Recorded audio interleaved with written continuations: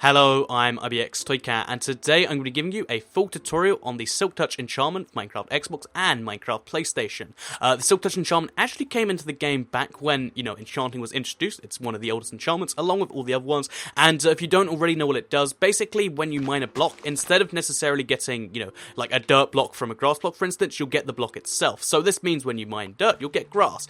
When you mine an ore block, you'll actually get the ore itself rather than something out there, and this means there's a bunch of items which are actually exclusive to you using the Silk Touch enchantment, and unlike a lot of other enchantments, it's actually changed a lot through the various updates, and almost every update since it was introduced has brought in a slight change on what it can be used on, what it can be used to mine, for instance ice here, and in this video hopefully I'll be teaching you something new about Silk Touch that wasn't necessarily true a few updates ago. So please do like the video. If you do like it would be very appreciated, because there is a little bit of a secret block in there, and yeah, it also helps out the channel a lot, but let's get straight into this, shall we, with what exactly can Silk Touch be put on, because this is, kind of a slightly strange one to explain, because it can be naturally found on 3 separate items. There is the diamond shovel, or just a shovel in general, I guess, there is the axe, and there is the pickaxe. If you get a high-level enchantment on these 3 things, you have a low chance of getting Silk Touch naturally. Then, you can also get it on a book with a very rare chance. But if you get one of these books here, you can also combine it with the shears, and you can get Silk Touch shears. These are actually necessary for one of the items. You can't use the other ones. So,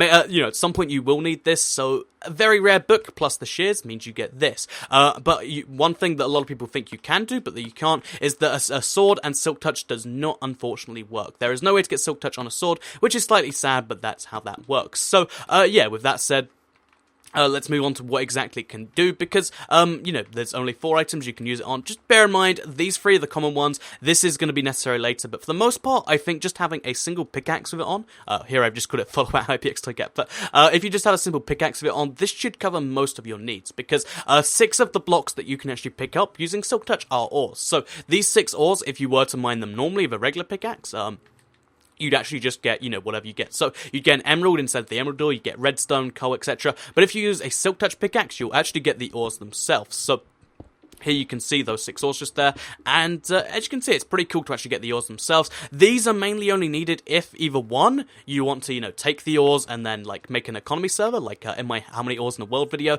You could just be like, okay, you need diamond ore as the, economy, because, diamond blocks can be duplicated, but diamond ore is a lot more difficult to duplicate, stuff like that. What you can also do, even though I strongly don't recommend doing this, is you can place them down, mine them, or if you really want to, you can place them inside a furnace with something, to cook it for.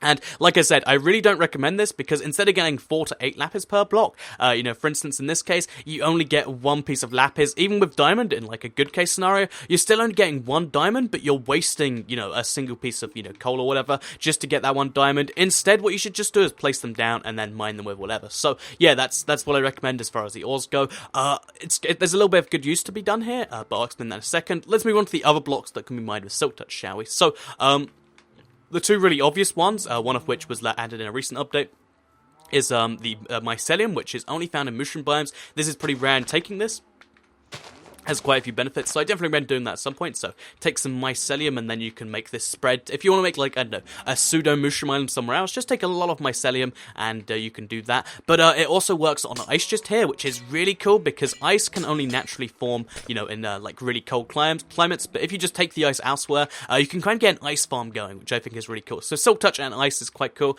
It means you can make an ice palace anywhere you want to, for instance. I think that's pretty useful. What it can also be used on, this is kind of the hidden block, is actually the mushroom thing. So, as you can see here, let's just quickly grab those blocks. You can actually get the it's actually a creative exclusive too. It's actually the mushroom block, and this is a really cool block because it's just, it's just a mushroom block. It's not particularly useful in its own right, but it's only found in survival using this weird trick, and a lot of people don't know about it. So if you want a pretty much exclusive block, that's what the mushroom block is for. But this isn't where the exclusive blocks end, because it can also be used to pick up cobwebs. So this is one a lot of people don't know about. But if you use shears with the Silk Touch on them, it won't work with anything else here, unfortunately. But if you use shears with Silk Touch on them, you can actually get cobwebs in survival now. This is a really cool change from the last update, and it means that, if you just go to an abandoned mineshaft where cobwebs are found naturally, you can get a bunch of cobwebs and take them elsewhere. So, yeah, cobwebs are now like a really rare resource, as opposed to one you could just get stuck in and then turn into string like before. One other secret block, but you can also use it here, You get some more mushroom blocks if you want to. One other little secret thing that can be used for is if you mine a, one of these things, a redstone lamp using a silk touch pickaxe, you'll actually get the lit redstone lamp back. This is more a glitch than it is an intended feature, but if you look here, so I've got a regular redstone lamp, and I've got a lit redstone lamp. They say the same thing, but they can't be combined. They're two very separate items, and one cool thing about this is it means the redstone lamp will be lit for a second when you place it. So if you want to give people temporary light for an adventure map, for instance, that's where the lit redstone lamp comes in. Finally, just to move on from this, there is one more block technically, though this is a very strong technicality.